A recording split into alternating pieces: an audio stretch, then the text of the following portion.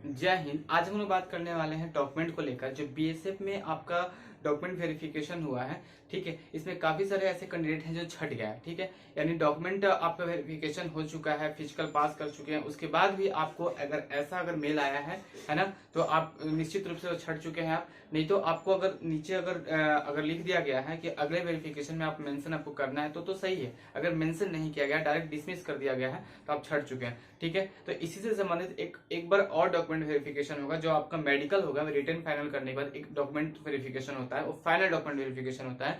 उसमें आपको कास्ट से रिलेटिव आपको डॉक्यूमेंट जमा करना होता है। देखिए, डॉक्यूमेंट सभी को जमा करना है, ईडब्ल्यूएस, ठीक है, ओबीसी, आपका एसी एंड एसटी का भी जमा करना है ना। तो सारे डॉक्यूमेंट का फॉर्मेट किस फॉर्मेट में बनाकर तैयार रखना है। देखिए, फिजिकल बड़ी मेहनत से पास किया, ट्रेड भी बड़ी मेहनत से पास की, सभी को पता है, बताने की जरूरत नहीं है। अगर आप रिटर्न पास कर जाते हो, और सोचो अगर आप अच्छे मार्क्स ले आने के बावजूद आप डॉक्यूमेंट वेरिफिकेशन में छड़ जाओ, तो कितना मुश्किल हो जाएगा आपको अगले फिर फेस करने में।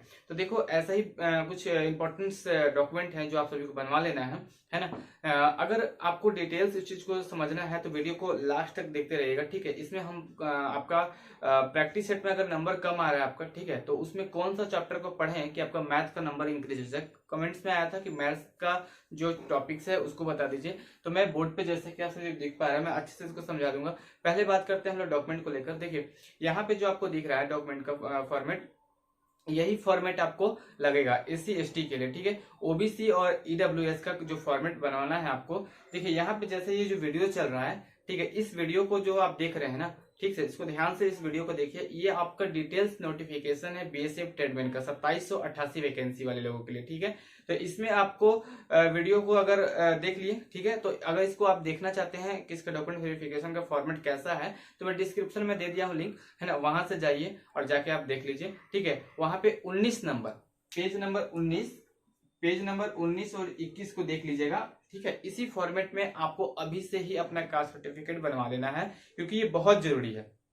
ये चीज मैं क्यों बता रहा हूँ, क्योंकि जब मैं इस चीज में छटा तभी मुझे पता चला कि डॉक्यूमेंट्स का जो वेरिफिकेशन होता है उस वक्त कैसा डॉक्यूमेंट लगता है, ठीक है। तो ये बात आपको समझ में आ गया। चलिए, इसके बाद कुछ कमेंट्स आए थे, उसका मैं रिप्लाई कर देता हूँ कि मतलब सर, मैथ में जो नंबर स्कोर करना है तो कैसे स्कोर करें। सबसे पहले बात आती है कि मैथ में नंबर स्कोर करने से पहले आप जो मैथ का प्रैक्टिस सेट लगा रहे हो, उसमें आपका कौन सा चैप्टर से कौन सा क्वेश्चन गलत हो रहा है और वह क्वेश्चन किस चैप्टर से है। तो देखिए, मैं ये नहीं बता सकता कि आपका कौन सा चैप्टर कमजोर है, कौन सा चैप्टर का क्वेश्चन बन पा रहा है। तो इससे अच्छा है कि मैं सारे चैप्टर को बता दूं जो इंपॉर्टेंट्स हैं, और ये सारे जो मैंने लिखा हुआ है, इसमें से अगर एक भी आप मिस करते हैं तो आपका एक नंबर कट जाएगा। ध्यान रहे, हर चैप्टर से आपका 1 से 2 क्वेश्चन आएगा, और इतने ही से आएगा जितना मैं बता रहा हूँ, ठीक है। तभी आपका 25 में 25 जाके नंबर स्कोर हो पाएगा। तो पहला जो आता है आपका नंबर सिस्टम। देखिए, नंबर सिस्टम आज आप पढ़िएगा तो उसके साथ साथ एलसीएम और एचसीएफ भी पढ़ लीजिएगा, ठीक है। यहाँ पे सिंप्लीफिकेशन मैंने लिखा हुआ है, सरलीकरण, इसको भी आप पढ़ लीजिएगा, साथ में स्क्वायर रूट और क्यूब रूट भी पढ़ लीजिएगा। देखिए, इससे क्वेश्चन रहेगा, इससे भी रहेगा, इससे भी रहेगा। इसके साथ एक और आपका नंबर सिस्टम है, साथ में ही पढ़ लेना है, डेसिमल फ्रैक्शन, जो कि इस पे लिखा नहीं है, मैं लिख देता हूँ, ठीक है। डेसिमल फ्रैक्शन, डेसिमल फ्रैक्शन पढ़ लेना है आपको, है ना। उसके बाद में आता है इंपॉर्टेंट टॉपिक्स में आपका परसेंटेज आ जाएगा, है ना। परसेंटेज के बाद में आपको प्रॉफिट एंड लॉस पढ़ लेना है। अब प्रॉफिट एंड लॉस का एक भाग होता है आपका डिस्काउंट को भी पढ़ लेना है, ठीक है ना, है ना। यानी लाभ हानि पढ़ लेने के बाद आपको रेशियो प्रोपोर्शन अनुपात पढ़ लेना है, ठीक है। एलिगेशन मिश्रण आपको पढ़ लेना है, और साथ में आपको एवरेज भी पढ़ लेना है। ये मैं साथ में क्यों लिखा हूँ, क्योंकि जब आप इसको पढ़िएगा नहीं तब तक आपको ये समझ में आएगा नहीं। तो रेशियो जब तक नहीं पढ़ते हैं आपको एलिगेशन मिश्रण और एवरेज समझ में नहीं आएगा, ठीक है। तो जैसे जैसे टॉपिक्स में बता रहा हूँ उस हिसाब से आप पढ़िएगा, ठीक है। उसके बाद पार्टनरशिपिंग भी पढ़ लीजिएगा। एवरेज पढ़ने के साथ साथ 3 चैप्टर पढ़ना है आपको, एलिगेशन यानी मिश्रण, एवरेज औसत, और पार्टनरशिप यानी साझेदारी पढ़ लेना है, ठीक है ना। टाइम एंड वर्क पढ़िएगा तो पाइप एंड आपको समझ में आ जाएगा। पाइप टंकी के जो प्रश्न होता है वो आपका टाइम एंड वर्क से रिलेटिव क्वेश्चन आता है, ठीक है ना। तो आपको टाइम आता है आपका। उसके बाद आपको एसआई और सीआई भी पढ़ लेना है, ठीक है। यानी कंपाउंड, सिंपल इंटरेस्ट और कंपाउंड इंटरेस्ट, ठीक है। यानी आपका साधारण ब्याज और चक्रवृद्धि ब्याज भी आपको पढ़ लेना है। उसके बाद वायु संबंधित मतलब एज संबंधित जो प्रश्न आता है आपका, है ना, उसको भी पढ़ लेना है। क्षेत्रमिति यानी मेंसुरेशन जो है ना, मेंसुरेशन भी पढ़ लेना आपको।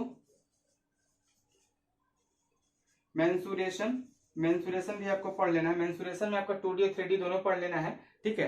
2D 3D पढ़ लीजिएगा तो आपका 2 क्वेश्चन से 3 क्वेश्चन जो आना है तो निश्चित हो जाएगा, ठीक है। ये तो निश्चित ही है, 2 से 3 क्वेश्चन आता ही है, जैसे भी घुमा के दे मेंसुरेशन से, लेकिन देगा, है ना। परसेंटेज में दे दे या फिर आपको पर्सनली मेंसुरेशन से दे दे।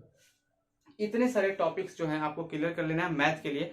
और मैथ को क्लियर करने के बाद में जब आप प्रैक्टिस लगाइएगा तो देखिएगा, मैं जितना भी बता रखा हूँ इस सारे मतलब टॉपिक से ही क्वेश्चन आएगा प्रैक्टिस सेट में, ठीक है। वो सारे प्रैक्टिस सेट को आपको बनाना होगा, ठीक है। तो पहले आप इसको पढ़ लीजिए, उसके बाद प्रैक्टिस सेट को बनाइएगा, तब आपका क्वेश्चन जो है, जितना भी आपको टॉपिक्स बताया मैथ का, वो सारे टॉपिक्स को क्लियर कर लीजिए। बुक से कीजिए, यूट्यूब से कीजिए। अगर आपको मेरे से अगर पढ़ना है, अगर मेरा पढ़ाया मैथ अगर आपको समझ में आ रहा है तो प्लीज मुझे कमेंट कीजिएगा, और मुझे जैसे ही समय मिलेगा मैं आपको उस चीज पे मतलब वीडियो बनाकर दे दूंगा, ठीक है।